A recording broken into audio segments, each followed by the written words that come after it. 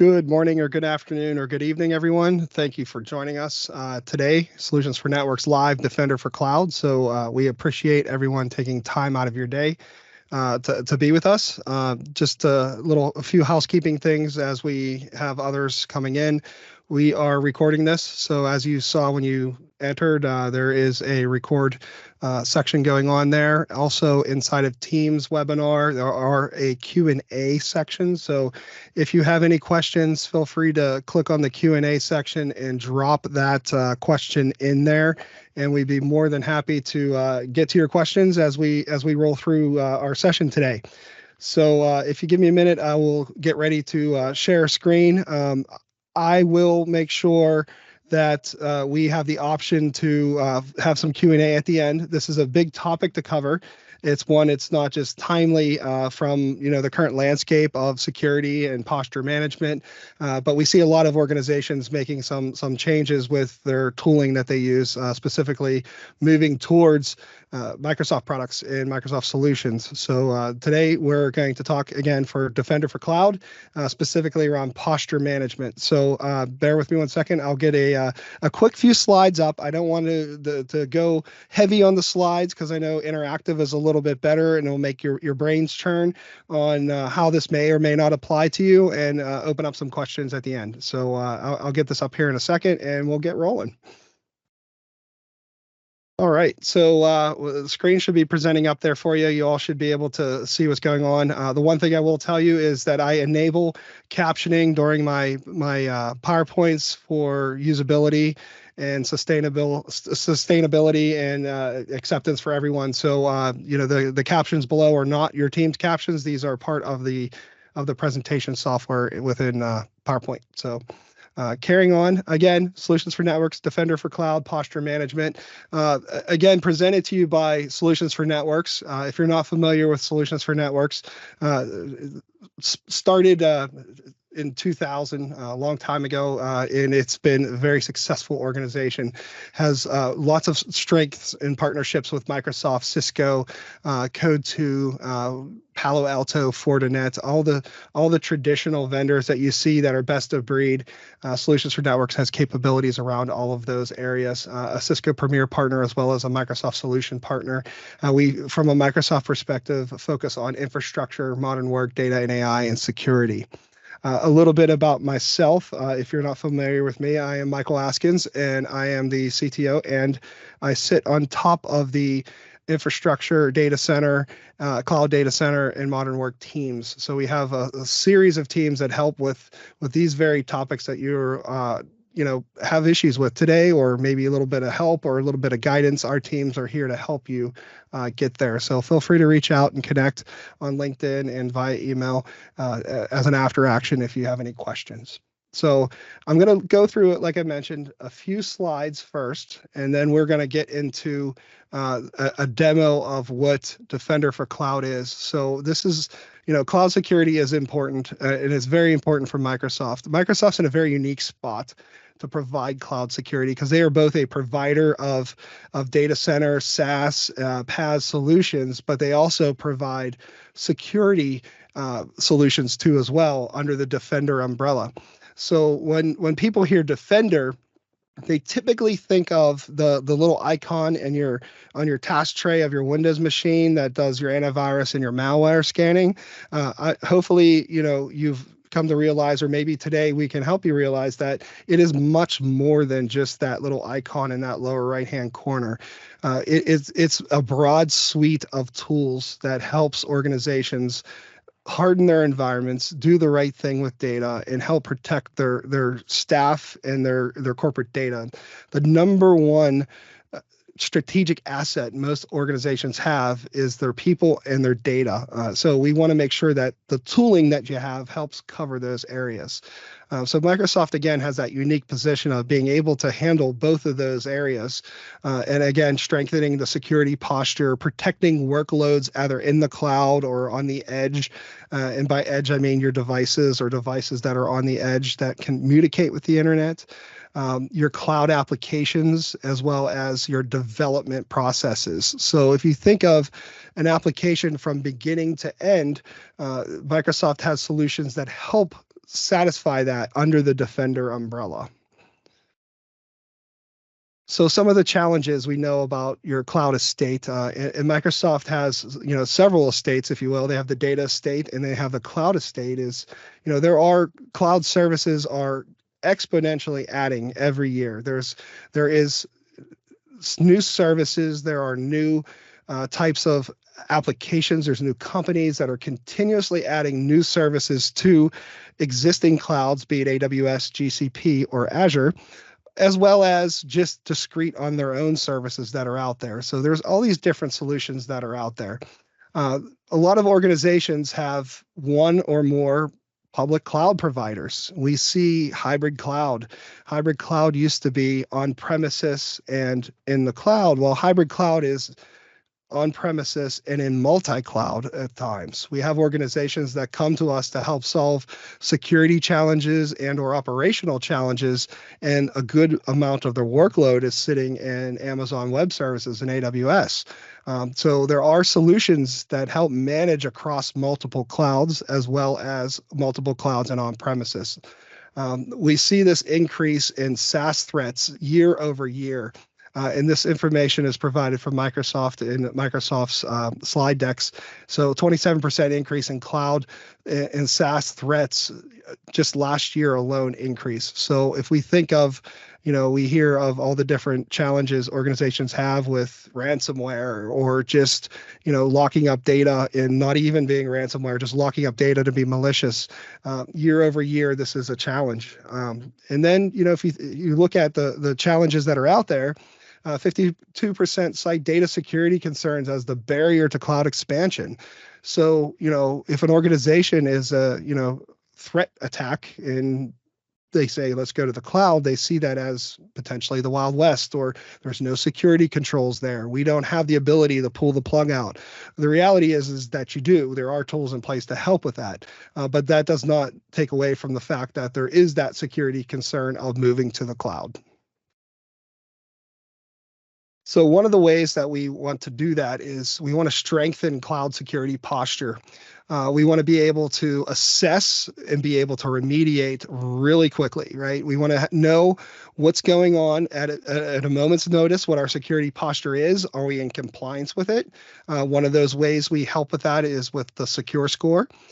We want to also make sure that we're monitoring and protecting these environments and being able to remediate those environments in a swift manner. So if there is a vulnerability, how are we going to handle being able to get to the bottom of that vulnerability so we can provide that service to our customers or internally to our staff? And then the other challenge that comes across is, putting tooling on the ground that has that visibility of the state of compliance across Azure, AWS, and GCP or Google Cloud.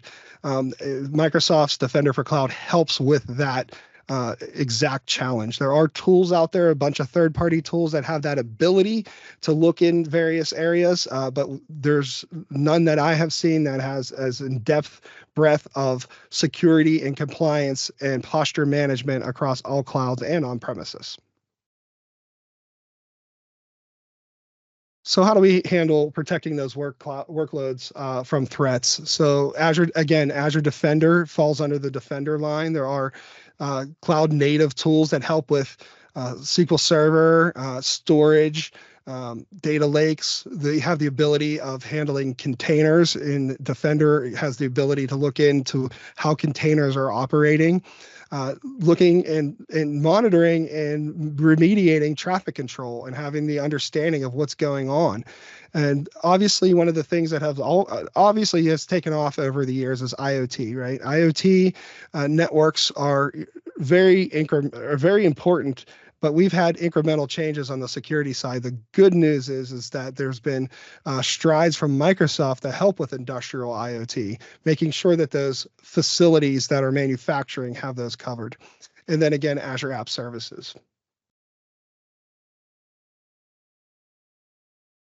The other thing we're going to talk to today is discovering and controlling cloud apps. So one of the things we're going to do is, kind of go into how we handle connecting to supported services or supported apps that are out there. So when you think of the Defender line in Microsoft Security, we have the ability to work with Identity and access management. We have the ability to work with, in the old days, Federation. Today, Azure B2B and B2C. We have the ability to control identity. We have the ability to look at some of these solutions that are inside of our applications or inside of SaaS solutions that we use. So thinking of Microsoft Cloud App Security on the screen here, there's some really low-hanging fruit from stuff that a lot of organizations use. Zendesk, Concur, ServiceNow, DocuSign, Salesforce. They're among some of the largest services that are consumed out there, and we have the ability now to help with looking at that cloud app security and helping that with Secure Score to understand how secure is our identity and access, how secure are these connections to and from these services. Excuse me. And the last bit we'll touch on today is secure DevOps or DevSecOps. One of the things that we have as a solution for you to look at today, we have, Azure DevOps, there's GitHub repos. There's all these areas out there in which our code sits. There's all these areas out there that if you don't even make code, but you have infrastructure in the cloud, or if you're doing things like Terraform or Bicep to automate your code or do infrastructure as code, just to turn on basic VMs and services, all of that should be sitting in some sort of source control and repository, which is vulnerable to attack, which is also vulnerable to challenges with making sure that there's no random bits of code or you don't have passwords inside of your scripts and your codes. Using a solution that has the ability to look under the hood of that and connect to that and understand what is going on here in your environment, as well as what's going on to things that you could potentially deploy, is spot on. One of the most modern ways to look at it. Building security in your DevOps procedures, either for code or building security in your DevOps procedures for infrastructure, is one of the most critical steps you can take.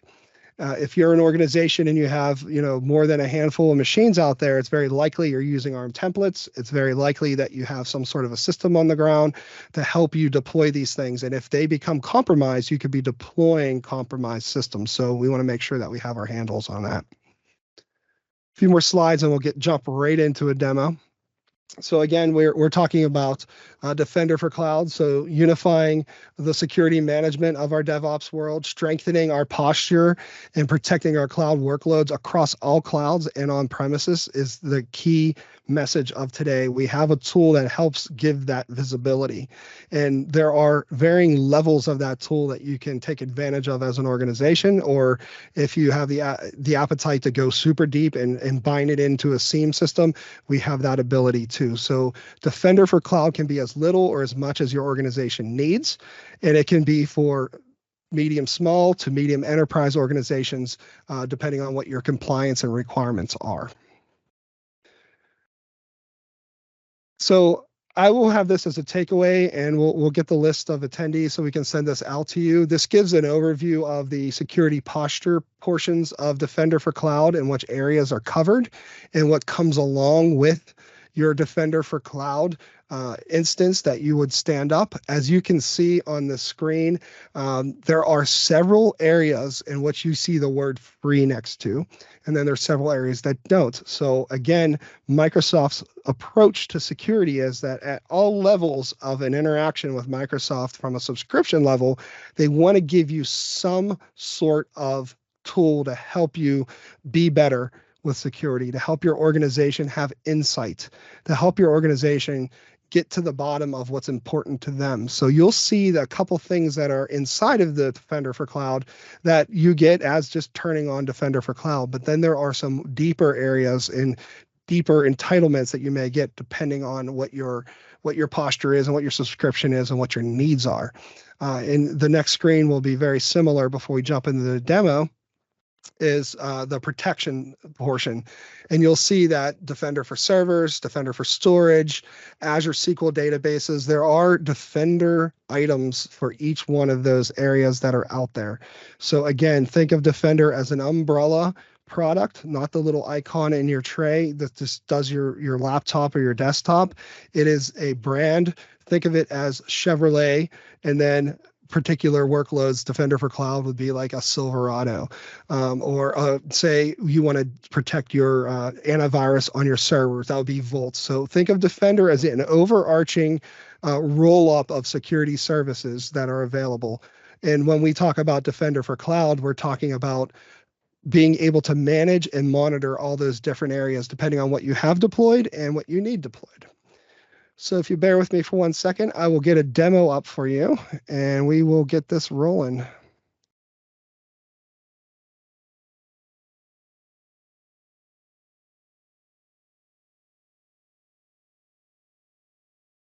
So I have several different Defender for Cloud instances running here just to give you an idea of what things look like.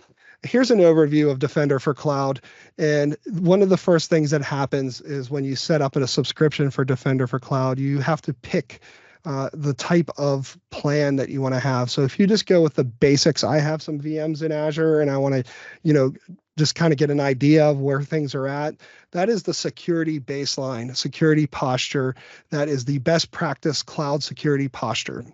So when you have that, you get a lot of visibility into a lot of things. You understand what machines are at, what the state is of those machines, some of the basic security elements around those particular items. So again, Defender for Cloud is security management and posture management all under one hood, so that we're making sure that we're getting through regulatory compliance should you need it. So as you can see here on the screen, I'm monitoring one Azure subscription. There are 22 assessed resources and there are 14 active remediations and 45 security alerts. Both of the tenants I'm showing you will have things that I purposefully deployed to not be correct so that we can actually show you what things look like when things are not correct. As you can see on here, we're looking at just my Azure subscription. You can see that my secure score is relatively low here. There's 39% of my secure score. And moving down, you can see that I have regulatory compliance picked. For this particular subscription, I am looking at SOC, ISO 27001, and PCI. And you can see here, if regulatory compliance is important to you and your organization, or if you need to comply with one or more of these, if you select these, you'll see the areas in which you're monitoring and which areas need to be remediated. So if I needed to be SOC compliant, I'm only 5 out of 13. I'm really not there, and I can't attest to that. Same thing with ISO 27001. And we'll go a little bit deeper in each one of these areas. And then you'll see workload protections. So, excuse me, 83% for full workload protection enabled on 10 resource plans. So what this is telling me is what my threat protection capabilities are and where I stand with the things that are deployed. And under inventory, it's telling me over my span of 22 total resources, 5 are healthy, 2 don't apply, and 15 are unhealthy. In each one of these areas in the dashboard, you have the ability to drill in and get into each one of the areas here on the left-hand side. And we're going to roll through some of the areas over here first before we jump into these areas here. So one of the other things that happen often is, a lot of organizations do either monthly or quarterly security reviews, and that requires a lot of effort. Typically gathering data, gathering information, and have an understanding of where we're at from our posture and how many vulnerabilities are applied, how many need to be remediated. Getting that baseline understanding is done on intervals here with this solution. So, when we look at this, again, I can monitor Azure, AWS, and GCP. We have the ability to come in here and look at our environment and say that, okay, I have 2 things being measured here. I have Azure and I have GitHub. If I had a environment that I wanted to add, I have the ability to add AWS, GCP, or I also have the ability to reach back into my data center and pull some of that information up. One of the other things that become important with having a posture management tool and a remediation tool that surfaces all this together, a lot of organizations say, I have a SIEM tool. Why would I need to surface all of this here?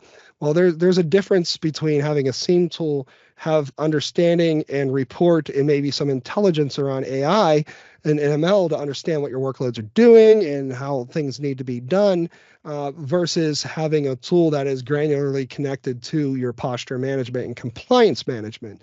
So this particular tool, Defender for Cloud, does connect to SIEM tools. It connects to the Cloud Native Sentinel, which is the Microsoft product, as well as a host of other tools as well. So if there's an industry standard SIEM tool, we have the ability to, connect into it. If there's another tool that we have logging or items like that going to, we can webhook into those two as well. So again, what we're looking at today is an Azure tenant as well as a GitHub that I have out there. So again, remediation or recommendations. So here's our secure score, and this is one of the brilliant views. I love this view personally.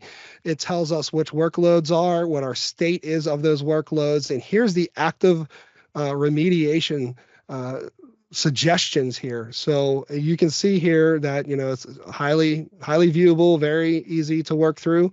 We have the ability to look at the vulnerabilities, what MFA is attached to, what is not attached to. We have the ability to look at management ports. We have the ability to look at what is being done with encryption.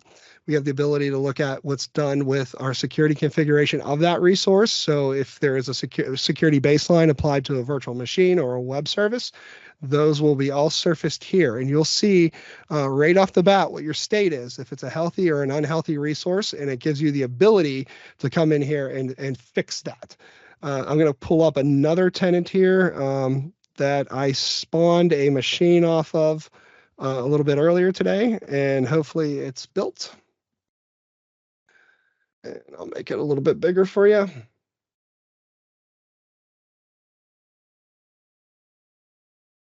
Yeah, there we go. This is what we want to see. So I will make this larger for everyone.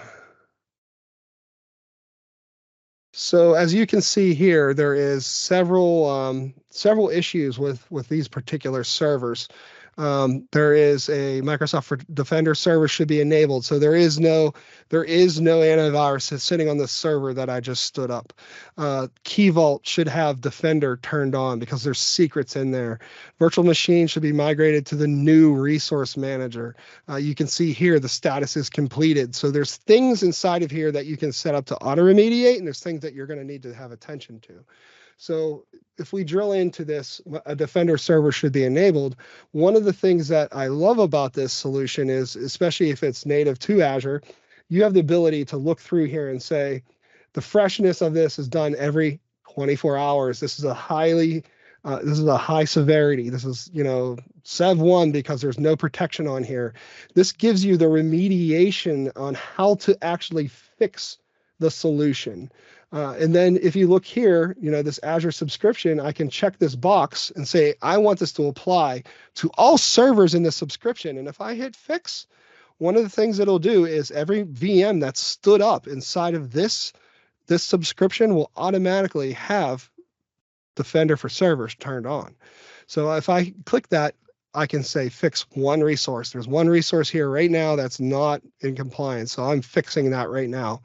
That did not require me to go and put a ticket in to our Wintel team or our server team and say, make time during an off-peak time to log into the server, download the bits, install the bits.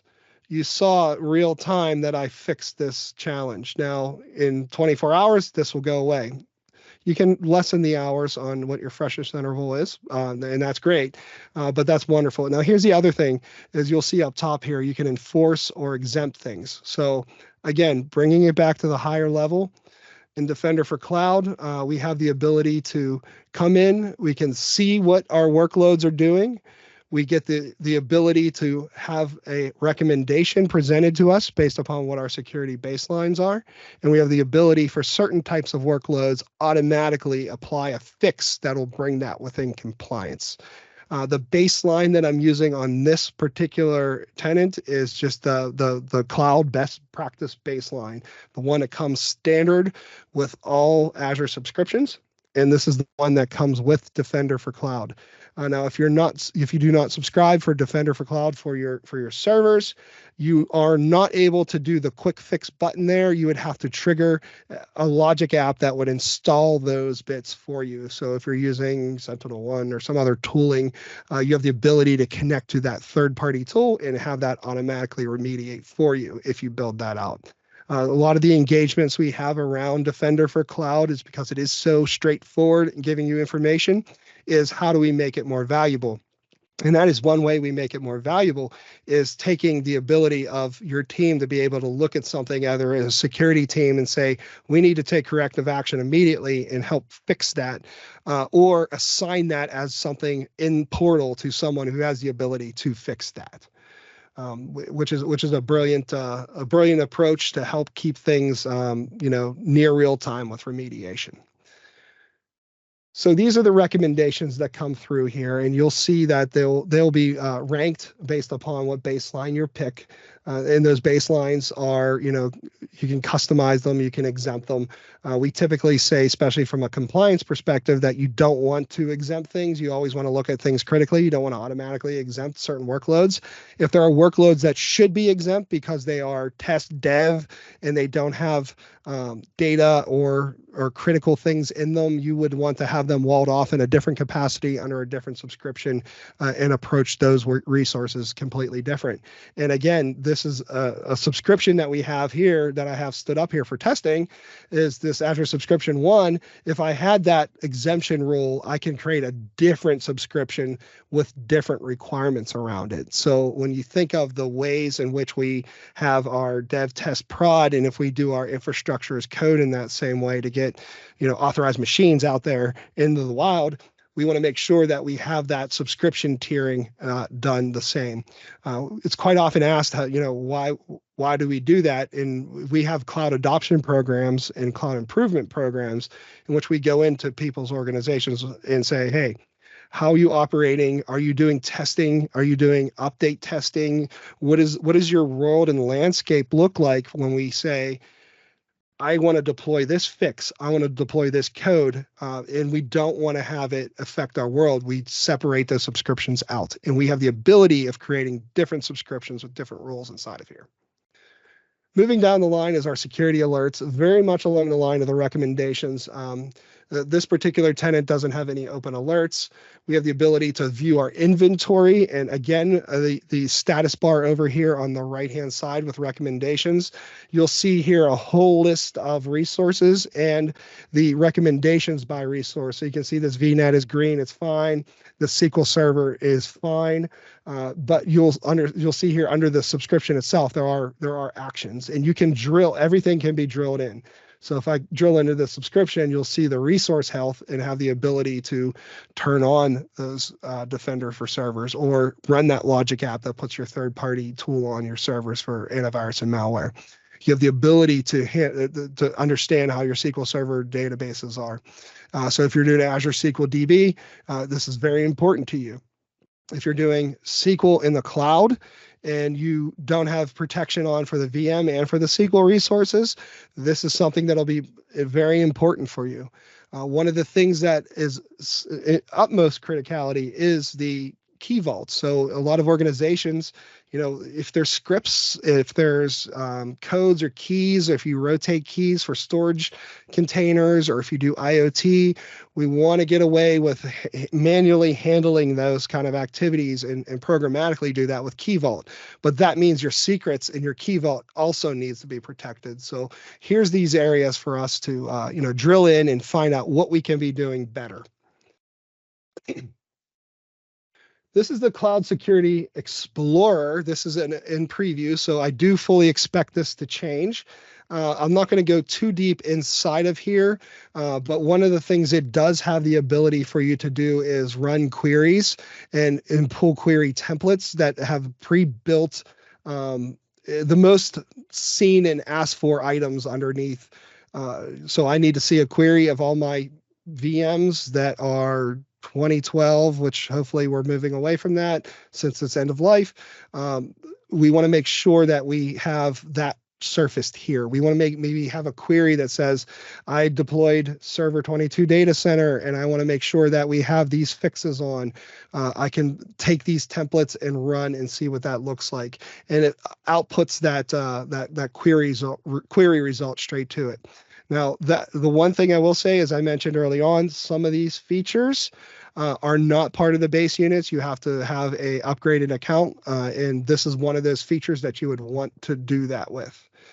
The other thing that we want to touch on are workbooks. Now, workbooks are one of the most brilliant ways to have an understanding and get a real life look into our reviews of our security posture, as well as our security remediation and how well we're doing. So you'll see here you can create your own workbooks. This is, again, from an engagement perspective, that one of the most asked for things is for us to work with teams to build out workbooks that will pull from what is you'll see here, one of the standard ones is secure score over time. That's definitely something to look at. Compliance over time, so you can see how you're doing against standards.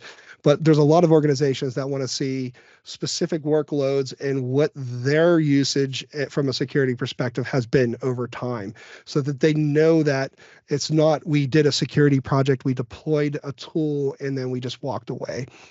This is something that gives you that I'm doing better, we're making good decisions. Now, secure score over time, I'm not sure on this particular tenant if we're going to get an output for it. Yeah, we're not going to get an output for this one. Yeah. I'll look at the other one to see if I can give you one. This is definitely something that we do when we engage with organizations and say, we're going to help your cloud posture management. We're going to help with your M365, and we're going to get this understanding of here's the things we've done, and we're showing that secure score is climbing. So we've enabled MFA, we've turned on particular services or products or integrated third-party tools to help with making sure our vulnerabilities are met and/or antivirus and malwares are met. We have the ability to look at this and say, this is from quarter to quarter, day to day, however you want to do it. We have the ability to come in here and say, hey, we're doing better, or hey, we're not doing so good because we've added so many more workloads, but we have these recommendations and we never remediated them. So this gives you a good feeling, a good finger in the air, secure score over time. Again, there's a lot of community-driven workbooks, everything community-driven. We typically like to say you obviously want to look it through and understand it. Our team has really good insight into which ones apply more than others and which customizations are required to make it useful. One of the ones that always gets flagged when it's always in the Q&A is that ransomware dashboard. How does it know and what does it do? And so we can dive in deep on some of these. This is almost a session for itself right here. But I would suggest that when you start looking at deploying things, we take the methodology of let's make sure we're seeing everything we need to see. We're picking what we need to monitor and how we need to comply from a compliance perspective. That gives us our posture. Then we can start automating on top of that. The community area here is, as with most things Microsoft these days, there's a great community either on tech community at .microsoft.com, through your local friendly solutions for networks, CDC, Modern Workplace team member. We have the ability to, know and provide some of these posts that help your organization decide what's the best choice for you. They being Microsoft, surfaces this in this portal, and you'll see under the SIEM tool when we do that webinar, there's a lot of community area there too. So it's a great way to help drive how you use the tool, as opposed to just I turned it on out of the box, it gave me a bunch of red, yellow, green, and I pushed a few buttons. That was neat. This helps you make it more of a valuable tool and see how others are using it too as well. So the diagnose and solve problems, this particular area is for troubleshooting particular issues. So if you have trouble onboarding, or if you have trouble with turning on specific Defender bits, it gives you that walkthrough. If you have an issue with how billing is done and pricing is done for if you're doing more than just the out of the box, here's my Defender for Cloud baseline management tool. There are some troubleshooting wizards here. I've typically found that most organizations that do deploy this, typically, if they're doing it on their own, they reach out and we wind up having some sort of a small engagement or dialogue around making sure that this is all dialed in, so you're not wasting time or spinning tires on, hey, I don't get why the secure score recommendation is what it is, in reading through volumes of this. So these are typically used for security features and the basic onboarding settings. So that is the overview general areas of Defender for Cloud and how to interface with the items and pieces that are out there. I cannot tell if there's any Q&A just yet. No, it does not look like it. All right. All right, so we're going to move on to the next part, which is probably my favorite part. So that is the security posture and regulatory compliance pieces. This is where I think the biggest value comes from, especially for organizations that are required to do regulatory compliance. So let's start off with the security posture piece. And a lot of this will look very similar to what you saw above. You'll be able to see what your secure score looks like over time. And then here's the governance report, which is something we will definitely be talking about. And then here's the subscriptions that are active underneath this particular security posture view. So again, this one's just picking AWS. If we were in other clouds, we'd have the ability to select those other clouds. But this particular governance report here is a very decent report. So you can come in here and you can pick your subscription, and you have the ability of being able to pull down. And again, I'm just doing the baseline. This one doesn't have SOC or PCI. So this governance report will reach into your tenant and help you generate that documentation that you have for your hybrid multi-cloud that will give you those recommendations for that security posture and give you that governance overview, but it'll also give you the documentation that you need for your audits and your findings and your filings. So this is, again, this tenant doesn't have much in there as way as this particular piece. I'll take a quick look at the other tenant here in a second. But we have the ability to come in here and actually manage that from a security posture management and pull down what those governance reports look like. Now, here is where we start looking at the benchmarks and the controls for compliance. So as I mentioned, out of the box, you get some level of a viewpoint into what your cloud workloads are doing. If you want to go beyond that to other clouds or to on-premises, there typically is a cost associated with that. So if we look here at the audit reports and open these audit reports, we have the ability to come in here and say, I want to pull down the NIST CST, or if I'm DFARS or MARSI, I have the ability to select these and download those across all the industry, all the way up to high trust. This is invaluable. This helps our organizations be nimble. It helps not just our operations team and our security team, but if we are large and have a compliance, or if we have people specific around regulation, this is key with getting the information you need. So it gives you those controls, it gives you those notifications, and allows you to do your filing.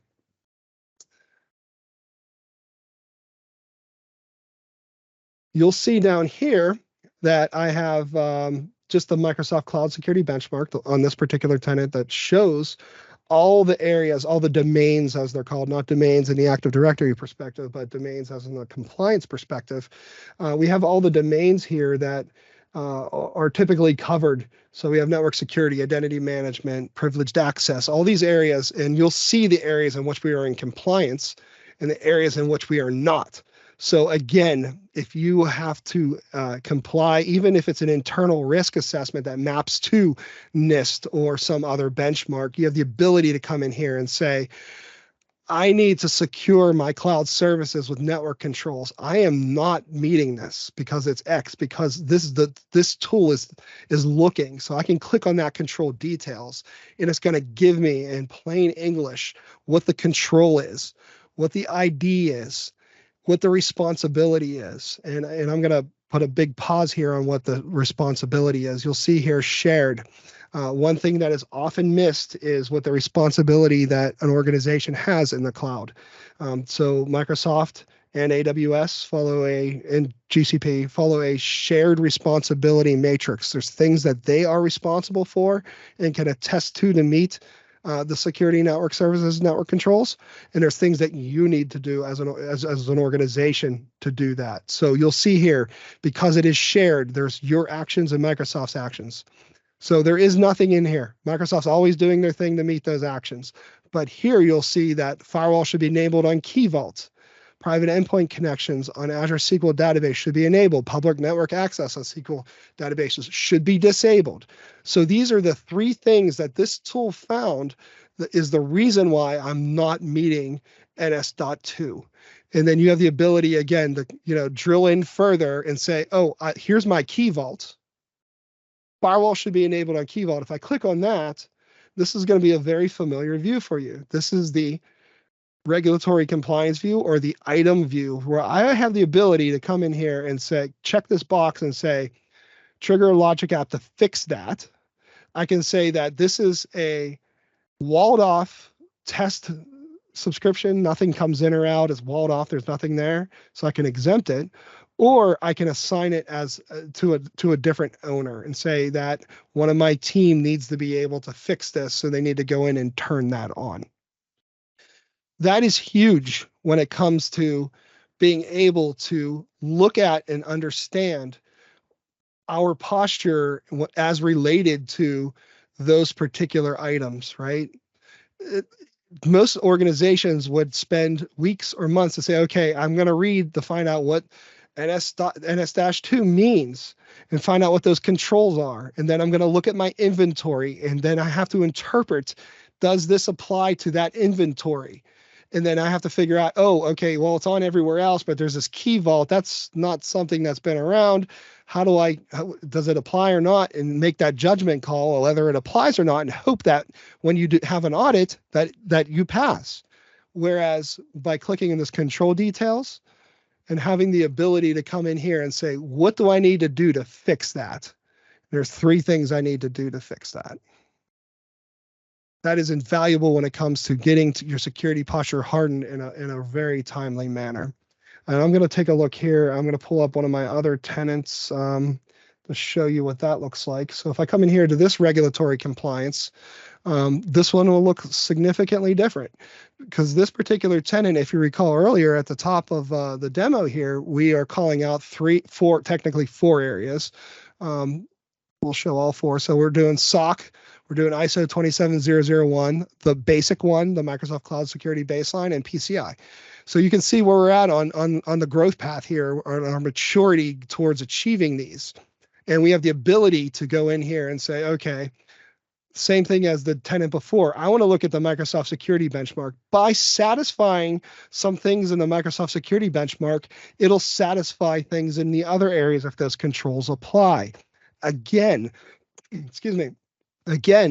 so timely, so efficient to be able to not have to interpret what a regulatory compliance control is and see if I have to do it for ISO, but I maybe don't have to do it for PCI versus SOC. You have the ability to come in here and say, what do I need to do to achieve SOC? Here's the areas that are applied. Well, this is a legacy one. Let's go back and do PCI. So here's our PCI. If I need to be PCI compliant, here's the areas in which I need to comply. So protect stored cardholder data, develop, maintain secure systems, and so like here's the actual control names that you're familiar with if you're familiar with PCI controls. And again, same thing. Here's all the areas. I've done this.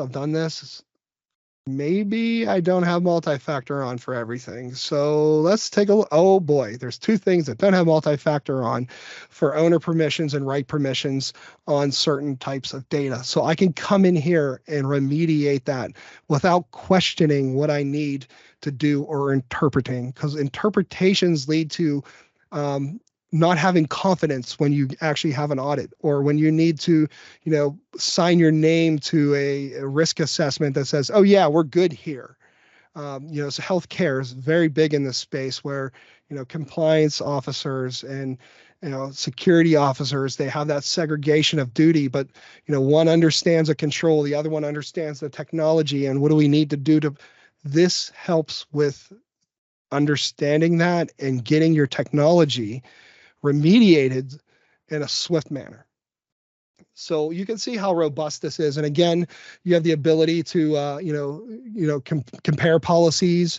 You can run the workbook that, and again, this may or may not fire because I didn't update this yet. So you have the ability to select workspaces, and you have the ability to say, hey, how did I do with PCI over time? So that your team can justify, hey, you know what, we're not getting to the compliance level we need. We need to, get an outside resource to help us shore up these systems or make sense of this type of technology. So moving back to some of the other areas, being conscious of time here, the workload protections area is great for Defender. If you're using Defender, if you're using a third party, we would want to have that kind of wired together. So this gives you that overview if you are using the Defender suite across the whole of the cloud estate. This is a great place for you to come in here. There is a CSPM plan available, and it gives you that threat analytics in addition to the security centers that are out there for the other Microsoft products. Moving down the line, I'm going to touch on, I don't have any big ones in here just yet, but if you do deploy Azure firewalls or the next gen firewalls that are out there, you have the ability to surface those firewalls in Defender for Cloud, and you have the ability to look at the hub model. You have the ability to, if you do DDoS security protection, if you have a lot of public forward-facing services and you subscribe to DDoS, you have the ability to have the understanding of what's happening and take action accordingly. Again, front door and application gateways, AGSs are also surfaced within here. The key part of this is, aside from just getting that visibility of what they're doing, is the centralization of the policies. So you have the ability to create a firewall policy here.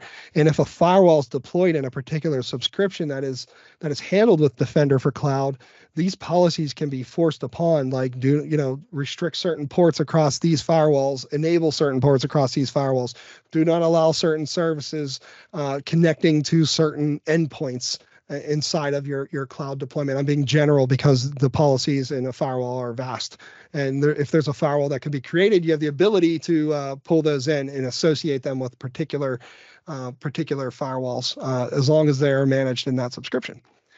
And you also have the ability to, from a web app perspective, same thing. You can put policies there and manage your DDoS plans. There's not a lot of organizations that I work with that are currently using Microsoft's DDoS protection. There is a handful that are using them, and this is a great tool to help make sense of Microsoft DDoS. If you're using it, if you would like to talk about that, feel free to reach out afterwards. We'll be more than happy to have that conversation. So here's the security partner provider. So you have the ability of having, a virtual hub, and then off that virtual hub, have those controls propagate throughout those providers. Again, Solutions for Networks is vast with experience in the networking world, cloud and on premises. So if you do want to centralize your management of your Azure firewalls, please reach out to the team. We'll be more than happy to have that conversation with you. So moving back to some of the last few bits before we open up to any Q&As, the one that I find is super useful, and I brought this up earlier in the presentation. So you have the ability to connect your DevOps environments here, right? So right now it's under preview, so you have the ability to have the DevOps security surfaced here. I'm going to move over to the other tenant here that has that inside of there, so you can get an idea. So this particular tenant, I have one of my GitHubs in here, and I also have, it's adding right now actually, so it might pop before the end, is an Azure DevOps connector. You have the ability to connect to GitHub repositories and your Azure DevOps repositories. It's a lot more than just, hey, here's my environment. It looks at your environment and it looks for secrets in your code. It's super in-depth review of what is connecting to what the push-pull looks like, what is the vulnerability inside of your GitHub repo. So if you are depositing code into your repos that has a vulnerability, this is one of the things that it's going to look at. And the thing that I brought up here is the IAC scanning vulnerability. It's so often missed for organizations that are deploying workloads to the cloud. It's so often missed that they just go through the blades. Like they need to set up a VM and they need to do it like 10 times. And they go into portal.azure.com and they're building out a VM and they're answering all the questions. Some organizations are like, okay, well, I'm going to download that template. Other organizations fully you do infrastructure as code, so they don't even go into Azure. They use Visual Studio, or they use Visual Studio Code to deploy their VMs. So there's a couple things around that. I strongly recommend, if you are deploying machines in that fashion, reach out to the team members. There's a few tips we can give you that help you streamline what that looks like, but more importantly, create predictable results on how you deploy machines and services to Azure. And that's infrastructure as code. So no longer are developers the only ones that are using source code. No longer are developers the only ones using repositories and pipelines. Organizations that have things that they're deploying that are critical, they are doing infrastructure as code. And the last thing we want to do is have some sort of a vulnerability inside of your code that when you push a new service or new server out there, that will make this blow up. And then you maybe have a compromised system inside of your environment. You do not want that. So wiring up Defender for Cloud into your GitHub repositories, or if you're doing Azure DevOps, great. Few other areas that I want to touch on before we toss it to some questions. I see the Q&A is pretty empty right now, so that's cool. You have the ability here to add, again, application gateways or WAFs. You have the ability to add those data sources. You can bolt in a SIEM tool. There are a list of supported SIEM tools, all the majors, plus the cloud native Sentinel, which is a Microsoft solution. But then you also have the ability to do non-Azure computers. And, I'd be remiss, and those who have heard me speak before, or if I've spoken with you as a client, I like to bring up that, over 60% of resources that, or as of the recording of this, 60% of the resources that are deployed in Azure are not Windows boxes. They are like Linux boxes or microservices and containers and other things, right? So that's, non-Microsoft stuff, right? But it's also, you can do non-Azure servers. So if you have something sitting somewhere else, we have the ability to deploy to that.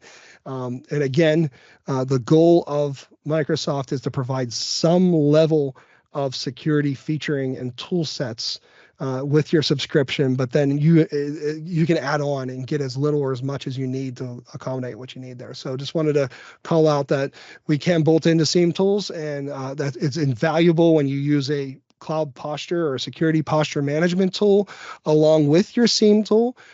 That gives you the best of both worlds, especially when you have a tool that has, a little bit of that automation into it, and a SIEM tool that has a lot of the AI to help you surface and get to the root. Because so often we have challenges and we face a bad day and we can't get to root cause to remediate this, and the pressure of that just becomes more and more to us. Well, the goal is to not be like that. Let's wall off our world. Let's make sure that we are safe and we're doing the best posture as possible, and then if something does happen, have the tools to help us get there quickly.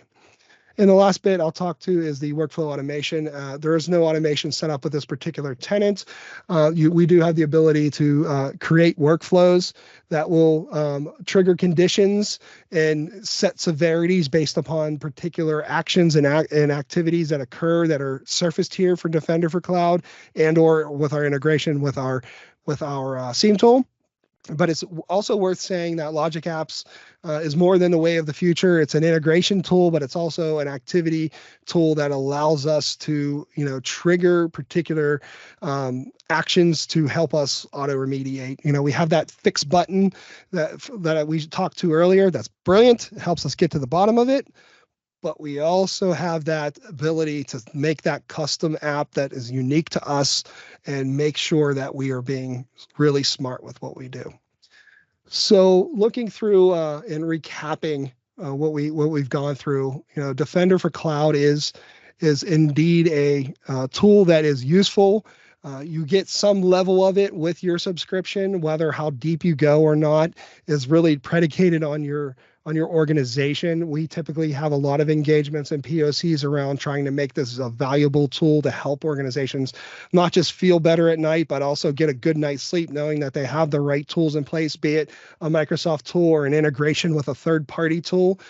We have the ability to come in and look at how you operate and what your compliance or regulations are, and we have a wonderful activity that helps you guide that. So in the chat, we have a question there is, can you talk a little bit about onboarding Defender plans for subscriptions? Can you figure out the regulatories?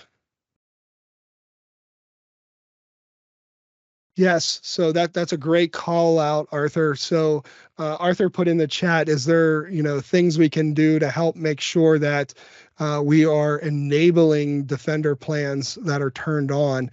So there is the ability from within the Defender for Cloud to go to a subscription and then enable particular features inside of there that it's on for that subscription. So it's one of those things that we typically do during an onboarding is say, hey, what is the subscription? What is the requirements of that subscription? And then we'll go into that environment setting and say that this particular subscription does have this particular feature turned on, and then your license for it, and then anything added to that subscription then becomes compliant. So you can automatically say that if a machine is deployed in this subscription, Defender for Cloud, make sure that Defender for endpoint or server or SQL, make sure that bit is turned on. So that is a capability that is inside your settings. And I'm going to take a quick look here. See if I can do a. Yes. Yeah, there is. It's not in preview anymore either. So I just wanted to check to make sure that is not in preview, so that is something that you can turn on for your particular subscription and plan. Are there any other questions? Yes. So Arthur, what I will do is I will send you a link to that. You're okay with that? So Arthur wanted to point out where that's at. It's under your settings for your subscription. You can determine what bits are turned on for that particular subscription. Let me see if I can open up my cloud window before we're out here.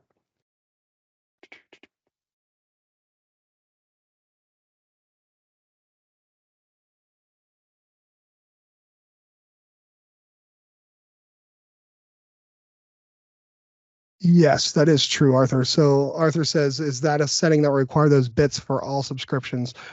So you would enable those bits and then turn on and off inside the subscription which ones you want to have on. So that is something that you would definitely want to look at. So as I mentioned earlier, there are subscriptions that people monitor and they have a lesser posture than they would for, say, a production posture. And you have the ability to go in there and assign that policy to that particular subscription on what you are or are not allowing to have on. Very good. Great question, Arthur. So appreciate that. Is there any other Q&As or questions that are out there?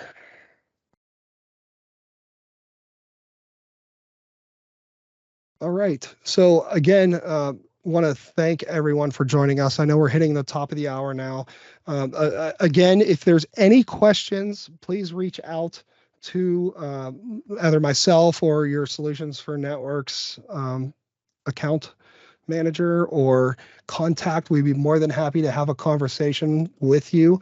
We will also follow up with some of the information we shared with you today. We have a couple of these slides we'll definitely get in your hands.